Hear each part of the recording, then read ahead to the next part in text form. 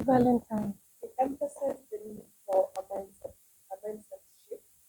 What specific changes do you hope to see in this journey? Thank you for the question, and allow me to give a bit of context since I'm the first speaker.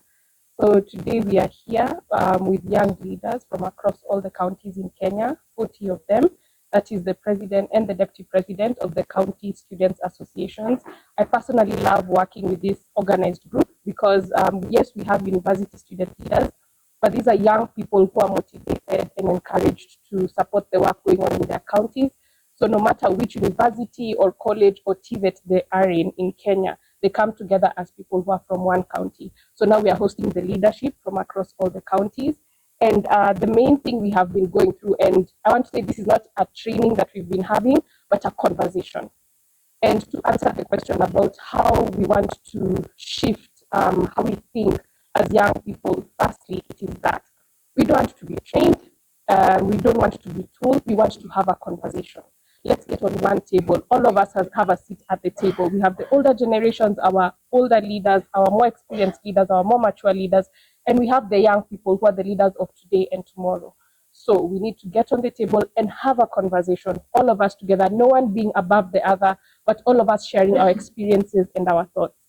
So the reason we are having this mindset shift, according to me, is because of the 5 wives and 1 husband. Who, what, when, where, why, and how. Who? The young people. What? The issues we face, the challenges. How? Providing solutions. Where? Within our country, Kenya, and across the whole continent of Africa.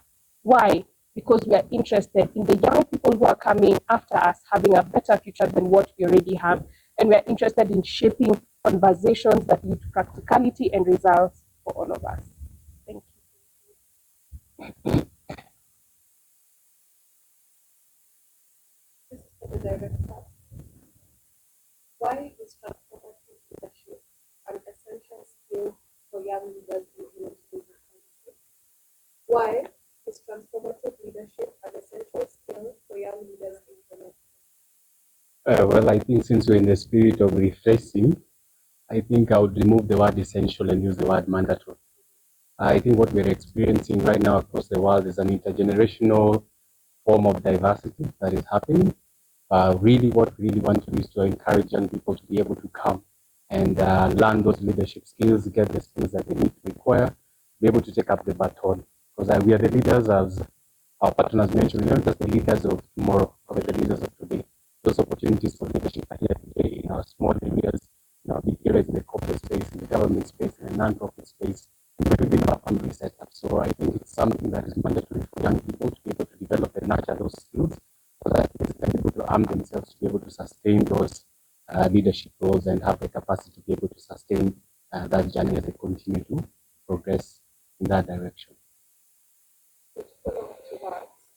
After this program today, after this graduation, what innovative approaches or critical thinking methods that have been introduced here do you expect to see transforming the life?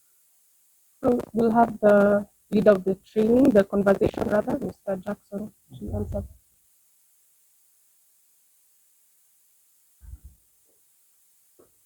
Thank you so much. You can repeat the question, sorry.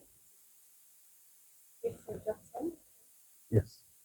after this program, what innovative approaches or critical thinking methods that have been introduced here do you expect to see people choose?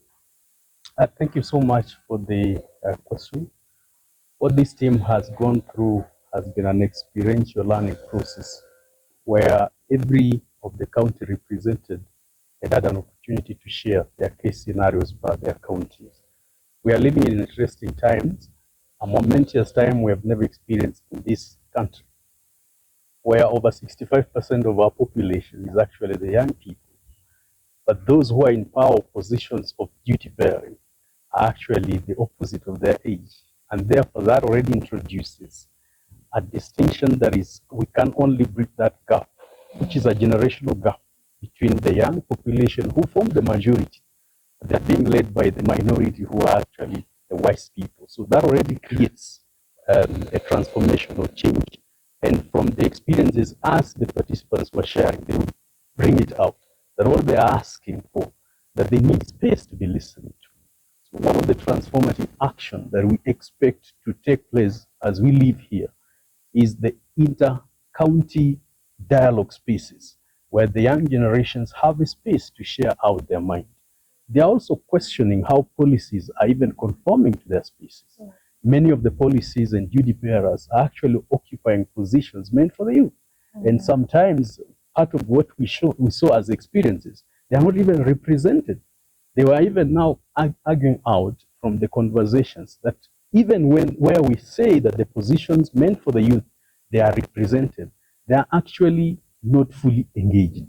So they were able to redefine, is actually participation being representation, and is representation being engagement. So some of those fundamentals entry points would form a basis for mindset change and completely create a new trajectory of our conversations as young people. So just among the others, I know also there are issues of being more strategic and aligning ourselves towards influencing policy right from the grassroots. What kind of conversations are you going to engage with our communities? What are the thematic agendas that are actually disturbing us, not just as a community, but as a country and at a global space? What are the challenges of the world? What is our role in trying to address these challenges? So quite a number has been covered, and we completely trust that this team are not just leaders, they are actually change makers. They are the game changers. Yes. Thank you. Definitely the question for leader to take this question. What has been the most valuable lesson you have learned from this leadership training? Thank you. I'm David Msongori. First and foremost, let me mention something about AXAP. There are a lot of misinformation and disinformation that prevail within our country and across the youth worldwide. So AXAP is a union body for all presidents from the 47 counties. We have specific universities and colleges students association in the counties. One of the reasons why we united ourselves mid last year was from the fact that we young people needed to have a space, free space for ourselves, a free space that we have created for ourselves, because even in the training, we were able to understand that there are systems that do not favor us. So this AXAP is a system that favors young people and by the young people. So to your question, I feel one of the key things we learned from the 23 counties that are represented here is that we need to create more spaces for ourselves. We need to engage, participate, and represent ourselves if need comes. And what we are taking home from here is that